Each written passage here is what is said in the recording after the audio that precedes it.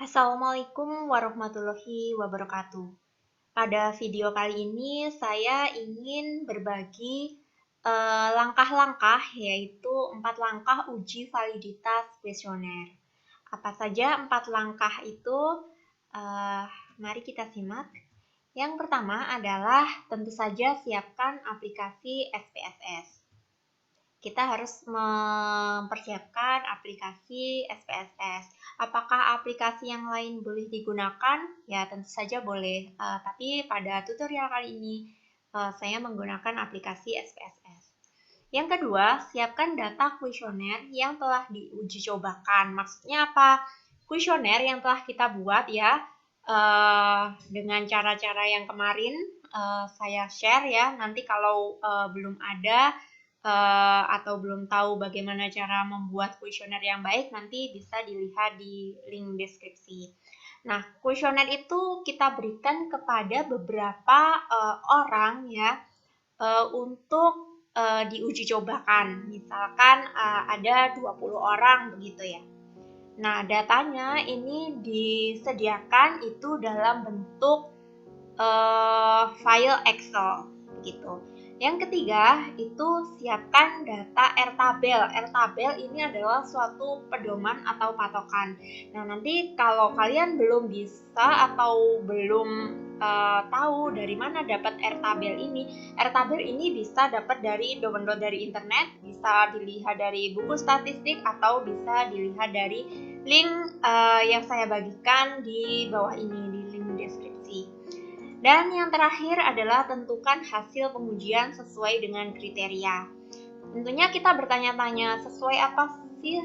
Sesuai kriteria itu yang seperti apa sih? Nah, kriteria pengujian dari uji validitas adalah jika R hitung lebih besar dari L tabel, maka pertanyaan tersebut adalah valid. Sebaliknya, jika R hitung kurang dari R tabel, maka pertanyaan tersebut tidak valid. Oke, itu sebagai awalan. Mari kita coba ya untuk mengerjakan begitu. Jadi untuk mengerjakan tadi kita harus membuka SPSS begitu ya. Harus terinstall SPSS. Software yang lain boleh, cuman kali ini saya mencoba uji validitas untuk dengan menggunakan software SPSS. Kita buka ya. Ini SPSS yang saya gunakan adalah SPSS versi 23. Nah, ini kita buka dulu ya. Ini mungkin agak lama. Selain SPSS tadi, kita sudah menyiapkan data. Jadi data ini 1, 2, 3, sampai 22 ini adalah data dari jumlah responden yang kita beri kuesioner uji coba. Sedangkan yang ke kanan ini adalah soal nomor 1 yang menjawab benar. Kalau benar diberi skor 1, kalau yang salah diberi skor 0. Nah, ini adalah soal yang pertama. Ini adalah soal yang kedua, ini soal yang ketiga, ini keempat, dan seterusnya. Lalu di kanan sendiri ada total. Jadi ada total. Ini adalah yang kita perlukan. Lalu tadi ada distribusi nilai R tabel, begitu ya. Ini adalah tabelnya. Nanti saya selipkan di link deskripsi. Jadi kalian kalau males nyari ya, nggak usah nyari, langsung klik link deskripsi.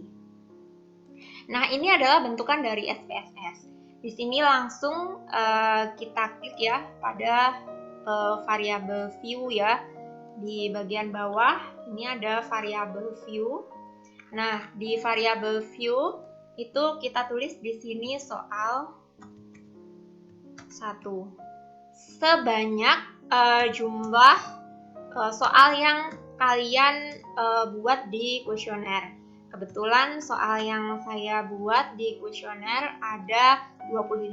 Jadi di sini saya mengisi soal ini sampai 25. Soal 6.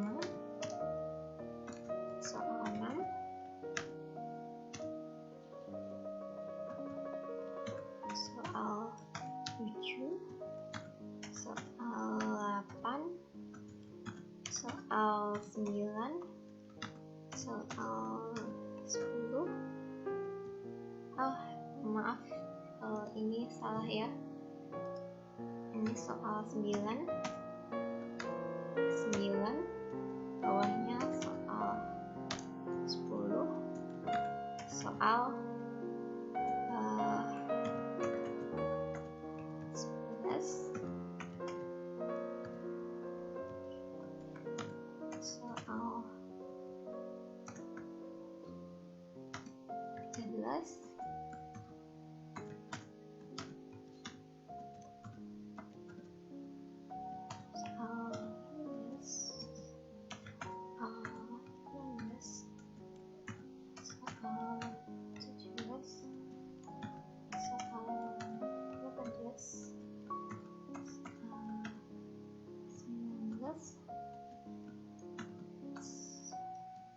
soal 20, soal 21, soal 2, soal 23, soal 24,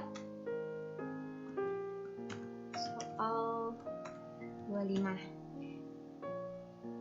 Nah, ini ada 25 soal. Terus ini adalah total soal. Ini terserah kita aja memberinya nama ya. Di sini saya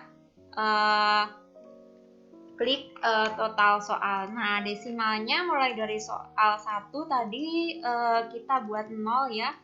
Jadi karena datanya berupa data 0 dan 1 ya, desimalnya ini kita tidak memerlukan desimal, jadi bisa kita buat untuk desimalnya ini 0. Nah, semua kita buat 0 ya desimalnya. Nah, termasuk juga sampai pada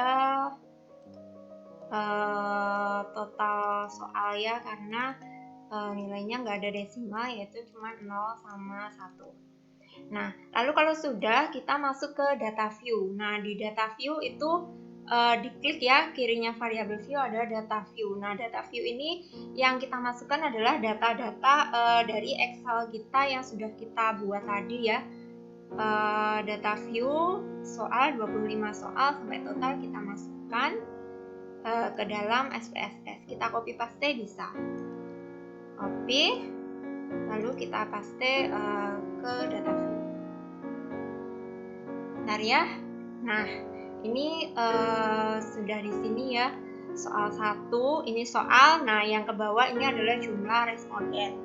Lalu setelah kita copy kepada data view, kita analyze.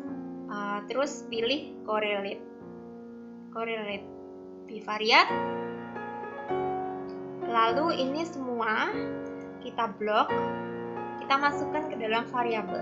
Ini Pearson centang, ini centang. Nah, kalau sudah dicentang semua, kita klik OK. Nah, kita lihat di sini hasilnya. Nah, ini hasilnya ada bermacam-macam ya. Ini nomor 1 ya, kita bisa lihat soal nomor 1 ini nggak ada hasilnya ya, yang kita lihat adalah ini. Nah, ini nggak ada hasilnya. Nomor 2 ada, nomor 3 nggak ada, nomor 4 juga nggak ada. Nah, ini kenapa nggak ada hasilnya? Ini kita coba lihat lagi soal nomor 1 kan ini. Responden 1 sampai responden 22 menjawab dengan jawaban yang sama, yaitu benar. Jadi nggak ada variasi di sini. Jadi di SPSS tidak muncul outputnya. Sama halnya dengan 3. Soal nomor 3 juga seperti itu.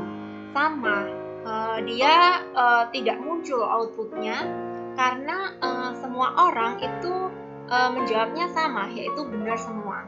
Nah, hal itu yang menyebabkan kenapa hasil di sini itu tidak muncul, seperti itu. Lalu bagaimana cara membacanya? Cara membacanya kita lihat lagi. Jika R hitung lebih besar daripada R tabel, maka valid. Jika R hitung lebih kecil daripada R tabel, maka tidak valid. Kita lihat R tabelnya. R tabel tadi kita ini ya. Nah, kita lihat N. N di sini itu artinya adalah jumlah yang kita beri kuesioner. Jumlah yang saya beri kuesioner tadi ada 22.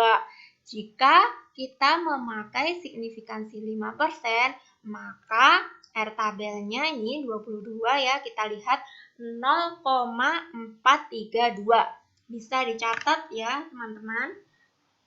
R tabelnya 0,432.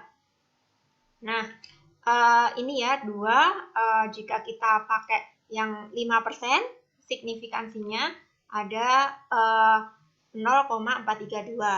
0,432 itu adalah R tabel. Syaratnya tadi R hitung harus lebih besar dari R tabel. Kita lihat soal nomor 2. Ya, soal nomor 2 ya, kita lihat ya. Ini soal nomor 1 kan nggak keluar hasil ya, gara-gara tadi jawabannya sama semua. Nah, ini adalah soal nomor 2. Soal nomor 2, 0,236. 0,236. Nah, ini kan lebih kecil ya daripada R tabelnya tadi yang sudah dicatat adalah 0,432. Jadi, soal ini adalah tidak valid. Soal ini adalah tidak valid. Soal nomor 2 tidak valid. Soal nomor 3 ini nggak keluar karena dia homogen, jadi ngisinya tuh sama. Jadi nggak keluar. Soal nomor 2, 3, 4 juga nggak keluar. Soal nomor 5, 0,153. Nah, ini lebih kecil daripada R tabel. Harusnya nilai ini itu lebih besar. Jadi soal ini juga nggak valid. Soal selanjutnya, nomor 6. Nah, soal nomor 6 yaitu di sini keluar hasil 0,342. Ini juga lebih kecil daripada 0,432. Jadi ini juga nggak valid. Nah, ini soal nomor 7 yaitu 0,561. Nah, tadi kan R tabelnya sudah kita lihat ya untuk 22 dengan signifikansi 5% itu nilai dari R tabelnya 0,432. Nah, ini kan lebih besar. Inilah soal-soal yang valid. Jadi, 1 ya yang valid. Terus, lagi ini 0,094. Nah, ini lebih kecil juga ya daripada R tabel. Jadi, ini juga nggak valid. Ini juga nggak valid. 0,432 kan ya tadi. Nih, lebih kecil dari 0,432. Lalu yang ini 0,489. Nah, ini baru soal yang valid. Soal yang valid lagi adalah nomor 11. Nah, di sini soal-soal jadi yang dilihat adalah nilai akhirnya di sini. Nah, itu untuk uji validitas ya, untuk uji validitas. Jadi adalah hasil-hasil dari uji validitas. Dari uji validitas ini kita dapat tidak semua soal-soal yang kita berikan adalah valid. Jadi mungkin itu adalah tutorial yang bisa saya berikan pada video kali ini ya, untuk melihat bagaimana hasil dari uji validitas. Terima kasih telah melihat video pada kali ini. Jangan lupa like, share, dan jika ada pertanyaan, komen di bawah. Saya akhiri, wassalamualaikum warahmatullahi wabarakatuh.